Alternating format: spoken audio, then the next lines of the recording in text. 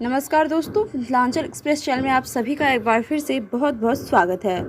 तो दोस्तों, किसी भी एयरपोर्ट के लिए 2-3 बातें बहुत ही आवश्यक होती है, जिसमें यात्रियों की संख्या लगातार अच्छी बनी रहे और यात्रियों को अच्छा सुविधा लगातार मिलते रहे।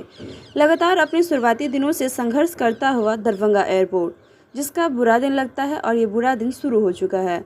ऐसा हम इसलिए बोल रहे हैं क्योंकि लगातार कुछ दिनों से दरभंगा एयरपोर्ट पर यात्रियों की संख्या में कमी देखी जा रही है और जिस एयरपोर्ट पर रोजाना 2000 यात्री यात्रा करते थे, उस एयरपोर्ट का स्थिति अगर ये हो गया है कि पिछले दिन 1000 से कम यात्री एयरपोर्ट से यात्रा किए।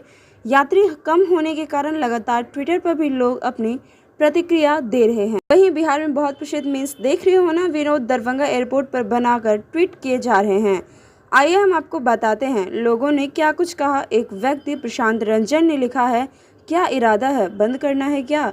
वहीं अंकित शर्मा ने ट्वीट करके लिखा है कि अपने अंतिम सांस लेता हुआ दरभंगा एयरपोर्ट जो मिथिला को एक नई दिशा दे सकता था।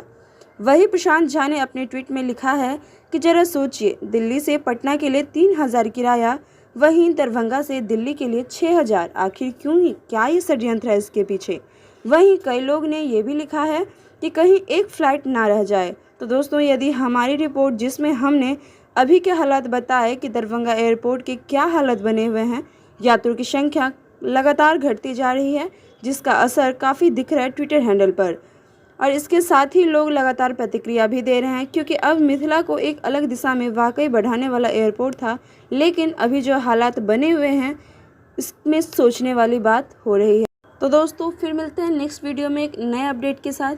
अगर आप हमारे चैनल पे नए हैं तो चैनल को सब्सक्राइब कर लें, व्हाट्सएप ग्रुप में शेयर करें, साथ ही लाइक करके जाना बिल्कुल भी ना भूलें और इस बारे में आपकी क्या राय है ज़रूर कमेंट करके हमारे साथ साझा करें। शुक्रिया।